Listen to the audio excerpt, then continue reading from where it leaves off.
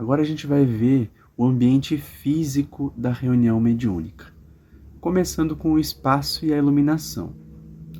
É importante que a gente tenha um ambiente privado, um lugar de preferência com portas que a gente possa até trancar, se for o caso, para garantir que não vai ter interferência durante a parte prática. Isso seria ideal, né? Porque durante o momento de concentração, qualquer interferência, qualquer pessoa que possa chegar assim de surpresa, pode atrapalhar bastante a concentração. E se isso acontecer durante uma comunicação, durante um atendimento, pode ser difícil de gerenciar. Então, o ideal é que seja um espaço que possa ser bem privado e que as pessoas se sintam seguras e tenham essa tranquilidade de que não vão ser interrompidas. Se for possível, a gente pode ter um espaço com tons nas paredes mais claros. Isso pode ajudar porque durante a parte prática a gente reduz as luzes e isso ajuda a reduzir um pouco o estímulo visual, né? E fica mais fácil assim da gente manter essa concentração. E os tons mais claros, eles são mais fáceis de enxergar quando tem pouca luz. Então, ajuda para que as pessoas consigam identificar assim, os espaços, as pessoas, o ambiente. Mas também não é uma condição para acontecer a reunião. Tem gente que gosta de usar uma lâmpada vermelha, azul, verde, amarela, enfim, uma lâmpada de uma cor durante a parte prática.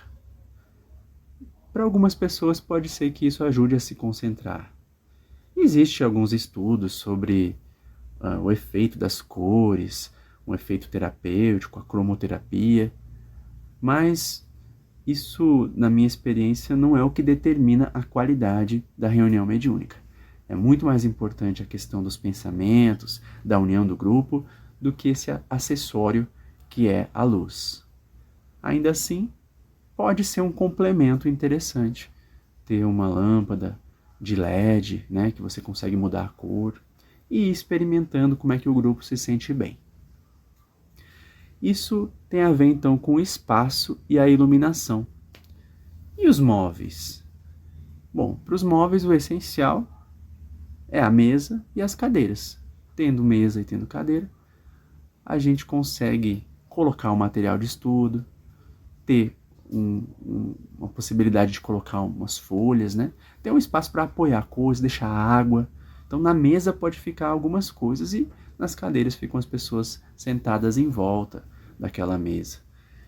Quando o grupo começa a crescer, a gente pode ter aquela aquela mesa com as cadeiras em volta e pode ter uma fila de cadeira de frente para a mesa também numa lateral. É como se fosse a letra O e a letra I, né?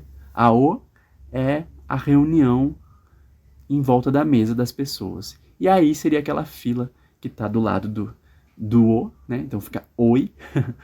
E aí o Oi seria aquela fila de cadeiras que está direcionada para o espaço da reunião, né? Mas assim, como um grupo está iniciando, geralmente todos vão sentar na mesa. É importante também que tenha um certo espaço para passar por trás das pessoas que estão na cadeira, especialmente para que durante o trabalho do passe facilite para que a pessoa que tiver nessa função possa dar o passe. Eu acho que essas são as coisas mais importantes em relação ao mobiliário. Em relação ao espaço em si, acho importante que seja perto de um banheiro, que tenha água para as pessoas tomarem, né? Quem quiser levar um lanchinho para o final da reunião pode levar, né? Não é muito bom ir para a reunião com a barriga cheia, mas não deixe de ir. Se tiver tido pouco tempo para comer, não deixe de ir se você comeu há pouco tempo, né? Mas eu acho mais confortável quando a gente vai se sentar naquele silêncio, né? Até por causa dos sons do processo digestivo, eu acho melhor assim a gente não ter comido muito antes da reunião. Então, em seguida, a gente tem um outro objeto muito importante, que é o caderno da reunião. Esse caderno, ele vai ter geralmente duas funções principais, que é acompanhar uma parte do estudo. O estudo vai anotando ali, por exemplo, os capítulos que foram lidos. Se estiver sendo feito um estudo sequencial, ele pode ajudar para que a pessoa saiba onde iniciou e onde parou. Mas, muitas vezes, as pessoas, durante a reunião mediúnica, não fazem um estudo sequencial, eles abrem o livro ao acaso. Cada uma dessas opções tem a sua vantagem e desvantagem. A vantagem de fazer um estudo sequencial é que aqueles que não conhecem todas as obras e que não tiveram a oportunidade de estudar sozinho, estudam com o grupo. Mas a desvantagem é que às vezes o assunto que está sendo tratado pode não ser o melhor assunto para a assistência que vai ser feita naquele dia. E aí vem a vantagem de abrir ao acaso. Muitas vezes os espíritos intuem a abertura da página e o texto lido é um texto que vai ser importante, que cria rapport, né? Que cria afinidade com o público-alvo. Isso acontece muitas vezes. Então, o grupo pode se sentir à vontade para escolher. Uma sugestão é fazer um estudo sequencial do Livro dos Espíritos e abrir ao acaso o Evangelho segundo o Espiritismo. Assim vocês poderiam cobrir os dois pontos ao mesmo tempo, né? Pode ser outros livros também, e ao final desse audiolivro eu vou indicar alguns materiais de apoio. E então, além de acompanhar o estudo, o caderno da reunião também serve para fazer a lista de nomes das pessoas que vão ser mentalizadas. Já comentei que a gente coloca o nome, são as pessoas que nós desejamos que possam receber o auxílio dos mentores, que vão utilizar a energia desse grupo, né? Mas sem esse apego, né? Confiando de que a equipe espiritual vai ter todo o cuidado para fazer o melhor uso das energias que estão sendo disponibilizadas pelos médiuns para auxiliar as pessoas que realmente podem ser auxiliadas. Então, o caderno tem essa função de ser um espaço, um objeto no qual a gente materializa o pensamento em relação aos outros. Tem grupos que utilizam outros objetos para tentar fazer sintonia, para tentar conectar com os assistidos encarnados. Por exemplo, em vez do caderno, podem usar uma peça de roupa, podem trazer uma foto. Vai do grupo. Se vocês tiverem vontade de levar uma foto, essas coisas, é possível, né? Tanto o nome, como a foto, como uma peça de roupa, são meios de a espiritualidade conseguir fazer a sintonia e acessar aquele assistido. Então, mas a rigor, assim, o essencial, esse caderno já serviria para o grupo conseguir concentrar ali o nome das pessoas que vão receber o apoio. Uma outra opção também, caso não queira usar caderno, seria usar uma caixinha com nomes escritos em bilhetes, né? Mas o caderno acaba sendo mais prático, porque você vai passando o caderno, cada um vai assinando, então é mais tranquilo assim. Algo que pode ter na mesa e que ajuda bastante são folhas e pranchetas e canetas, né?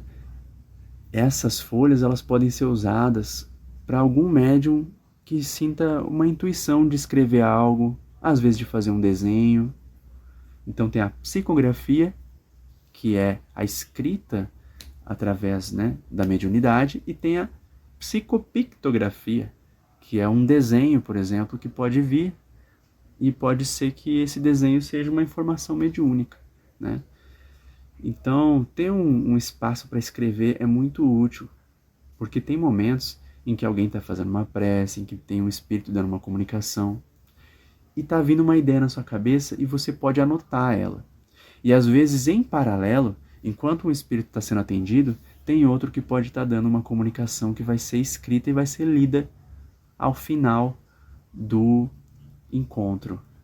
Isso é uma das coisas que eu não comentei antes, mas que faz parte da etapa de avaliação, de resumo. Se tiver sido escrita alguma psicografia, ela pode ser lida nessa etapa final.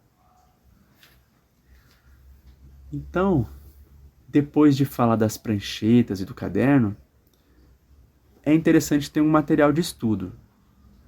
Pode ser livros físicos, pode ser audiolivro, gravado no celular, mas é um material que possa ser manuseado, que possa ser utilizado para contribuir com os estudos. Depende muito de como o grupo se organiza. Uma outra coisa que pode ser utilizada é um celular. Se a pessoa souber usar ele não para distração, mas para facilitar o acesso aos livros, às vezes ter um relógio, ter um gravador para gravar alguma comunicação. Pode ser um tablet também, mas esse instrumento pode ajudar bastante na organização do grupo, se tiver os aplicativos certos, se tiver o conteúdo certo. E, inclusive, vou comentar depois que até os espíritos utilizam equipamentos tecnológicos, como tablets e outras coisas, para organizar o trabalho deles. Então, esse mito de que a gente não pode ter aparelho eletrônico na reunião é um mito e a gente pode sim. Durante o trabalho que eu faço aqui nas terças-feiras, com o grupo aqui de Brasília, a gente grava todas as reuniões. E depois a gente estuda, a gente pega as mensagens que foram dadas pelos mentores e consegue manter um arquivo dessas informações. É muito importante para acompanhar a evolução do grupo.